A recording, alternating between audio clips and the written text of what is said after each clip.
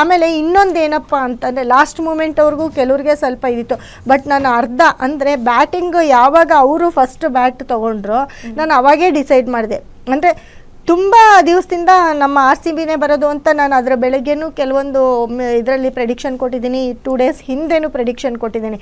ಆದರೆ ನಿನ್ನೆ ಕೂಡ ಬ್ಯಾಟಿಂಗ್ ಯಾರು ಅವಾಗ ಅವ್ರು ತೊಗೊಂಡ್ರು ಆವಾಗ ಇನ್ನೂ ಕನ್ಫರ್ಮ್ ಆಯಿತು ನಮ್ಮ RCB ತಂಡನೇ ವಿನ್ ಆಗೋದು ಅಂತ. ಯಾಕಂದರೆ ಫಸ್ಟ್ ಡೇನೇ ನಾನು ಹೇಳಿದ್ದೆ, ಸತತವಾಗಿ ಈ ವರ್ಷ ನಡೆಯುವಂಥ IPL ಮ್ಯಾಚಲ್ಲಿ ಯಾರು ಸೆಕೆಂಡ್ ಬ್ಯಾಟಿಂಗ್ ಮಾಡ್ತಾರೋ, ಸೆಕೆಂಡ್ ಬ್ಯಾಟಿಂಗಲ್ಲಿ ಯಾರು ಚೇಸಿಂಗಲ್ಲಿ ಸೆಕೆಂಡ್ ಬ್ಯಾಟಿಂಗ್ ತೊಗೊಳ್ತಾರೋ ಅವರೆಲ್ಲರೂ 70% ಅವರೇ ವಿನ್ ಆಗೋದು ಅಂತ ಹೇಳಿದ್ದೆ. 70% ಅಂದರೆ ಆಡಿರೋ ಮ್ಯಾಚ್ಗಳಲ್ಲಿ ಎಲ್ಲರೂ ಕೂಡ. ಅದೇ ರೀತಿ ಯಾರೆಲ್ಲ ಸೆಕೆಂಡ್ ಬ್ಯಾಟಿಂಗ್ ಮಾಡಿದಾರೋ ಅವರೆಲ್ಲರೂ ವಿನ್ ಆಗಿದ್ದಾರೆ. ಆ ಮ್ಯಾಚ್ ನಡೆದಾಗ ಇವಾಗ ಯಾರಾದರೂ ಒಬ್ಬರು ವಿನ್ ಆಗಬೇಕಲ್ವ, ಆ ಒಂದು ನಡೆದಿರೋ ಒಂದು ಪಂದ್ಯಗಳಲ್ಲಿ ಸೆಕೆಂಡ್ ಬ್ಯಾಟಿಂಗ್ ಅವರೇ ವಿನ್ ಆಗಿದ್ದಾರೆ. ಅದರಲ್ಲೂ ಫಸ್ಟ್ಗೆ ಹೇಳಿದ್ದೆ, ಯಾರೆಲ್ಲ ಸೆಕೆಂಡ್ ಬ್ಯಾಟಿಂಗ್ ಮಾಡ್ತಾರೆ ಸೆಕೆಂಡ್ ಬ್ಯಾಟಿಂಗ್ ತಗೊಳ್ಳೋರೇ ವಿನ್ ಆಗೋದು ಅಂತ ಹೇಳಿದ್ದೆ. ಅದೇ ರೀತಿ ನಡೆದಿದೆ. ನಿನ್ನೆನೂ ಕೂಡ ನಮ್ಮ ಅದೃಷ್ಟ ನಮ್ಮ RCB ತಂಡ ಸೆಕೆಂಡ್ ಬ್ಯಾಟಿಂಗ್ ಬಂದಿದೆ. ಹಾಗಾಗಿ ನಮ್ಮ RCB ತಂಡನೇ ವಿನ್ ಆಗಿರೋದು ಬಹಳಷ್ಟು ಖುಷಿ. ಅದು 2ನೇ ಸತಿ ಕಪ್ ಗೆದ್ದಿರೋದಂತೂ ಸಿಕ್ಕಾಪಟ್ಟೆ ಖುಷಿ, ಸಿಕ್ಕಾಪಟ್ಟೆ ಎಂಜಾಯ್ ಕೂಡ ಮಾಡಿದ್ದೀನಿ. ಯಾಕಂದರೆ ನಮ್ಮ ಒಂದು ಪ್ರೆಡಿಕ್ಷನ್ನು ನಿಜ ಆಗಿದೆ ಅಲ್ವಾ ಅಂತ. ಇವಾಗ ಜಾತಕ ಒಬ್ಬರದು ನೋಡಿ ಹೇಳೋದು ಬೇರೆ, ಆದರೆ ಮುಂದಕ್ಕೆ ಏನು ನಡೆಯುತ್ತೆ ಅನ್ನೋದನ್ನ ಹೇಳ್ತೀವಲ್ಲ ಅದು ಮೇಯ್ನ್ ಪ್ರೆಡಿಕ್ಷನ್ ಆಗಿರುತ್ತೆ. ಹಾಗಾಗಿ RCB ತಂಡ ವಿನ್ ಆಗುತ್ತೆ ಅಂತ ಫಸ್ಟೇ ಪ್ರೆಡಿಕ್ಷನ್ ಕೊಟ್ಟಿದೆ. ಅದನ್ನು ಕೇಳಿ ಎಲ್ರಿಗೂ ಖುಷಿ ಆಯಿತು. ಡಬಲ್ ಧಮಾಕ ಅಂತ ಬೇರೆ ಹೇಳ್ಬೋದು. ಎಸ್, ಹೌದು.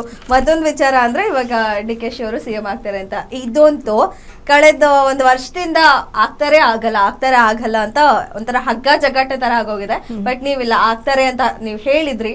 ಸೊ ಅದೇ ರೀತಿ ಆಗ್ತಾ ಇದಾರೆ. ನಾಡಿದ್ದು ಪ್ರಮಾಣ ವಚನ ಸ್ವೀಕಾರ ಮಾಡ್ತಾ ಇದಾರೆ. ಆ ವಿಚಾರದ ಬಗ್ಗೆ ಹೇಗೆ, ಮತ್ತು ನಾಡಿದ್ದು ಡೇಟ್ ಹೇಗಿದೆ, ಅವರು ಸ್ವೀಕಾರ ಮಾಡುವಂತಹ ಡೇಟು ಟೈಮು ಅದ್ರ ಬಗ್ಗೆ ಹೇಳೋದಾದ್ರೆ ನೋಡಿ, ಇವಾಗ ಎಲ್ಲರೂ ಏನು ಹೇಳ್ತಾರೆ, ಇವಾಗ ವಿಜಯ್ ಅವರು ಇದಾದರು ಅವಾಗ ಎಷ್ಟು ಕ್ಯೂರಿಯಾಸಿಟಿ ಅವತ್ತೇ ಇದಾಯಿತು.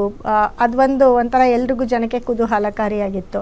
ಸೊ ಇವ್ರನ್ನ ಅವತ್ತಿಂದ ಆಗ್ತಾರೆ ಅಂತಿತ್ತು. ಇದರಲ್ಲೂ ಕೂಡ ಇವರು ಅನೌನ್ಸ್ಮೆಂಟ್ ಆಗಿ ಕೂಡ ಒಂದು 3 ಡೇಸ್ ಆದರೂ ಅವ್ರಿಗೆ ಯಾವುದೇ ಕ್ಯೂರಿಯಾಸಿಟಿ ಇಲ್ಲ, ಅವ್ರು ಯಾವುದೇ ಎಕ್ಸೈಟ್ಮೆಂಟ್ ಆಗಿಲ್ಲ. DK ಶಿವಕುಮಾರ್ ಅವರು ಯಾವುದೇ ಎಕ್ಸೈಟ್ಮೆಂಟ್ ಆಗಿಲ್ಲ. ಅವರು ನಾನು ಆಗ್ತೀನಿ ಅಂತಲೂ ಹೇಳಿಲ್ಲ. ಅವ್ರು ಇನ್ನ ಹಂಗೆ ಇದ್ದಾರೆ, ನೋಡೋಣ ಹೇಳ್ತೀವಿ ಅಂತಾನೆ ಇದ್ದಾರೆ. ಬಟ್ ನಾನು ಅವರ ಜಾತಕವನ್ನ ನೋಡಿದಾಗ ನನಗೆ ಒಂದು, ಯಾಕಂದ್ರೆ ಅವ್ರಿಗೆ ಶನಿ ದಶೆ, ನಾನು ಇದೇ 18ನೇ ತಾರೀಕು ಕೂಡ ಹೇಳಿದ್ದೀನಿ. ಅವತ್ತು ಇನ್ನ ಸಿದ್ದರಾಮಯ್ಯ ಅವರು ಇದೇ ಕೊಟ್ಟಿರಲಿಲ್ಲ, ರಾಜೀನಾಮೆನೂ ಕೊಟ್ಟಿರಲಿಲ್ಲ. 18ನೇ ತಾರೀಕು ನಾನು ಒಂದು ಜಾತಕ ಪ್ರೆಡಿಕ್ಷನ್ ಮಾಡಿದೆ. ಅವರು ತಿರುಪತಿಗೆ ಹೋಗಿದ್ರು. ಸೊ ಆ ಒಂದು ತಿರುಪತಿಯಲ್ಲಿ DK ಶಿವಕುಮಾರ್ ಅವರು ತಿರುಪತಿಗೆ ಹೋಗಿದ್ದಾರೆ.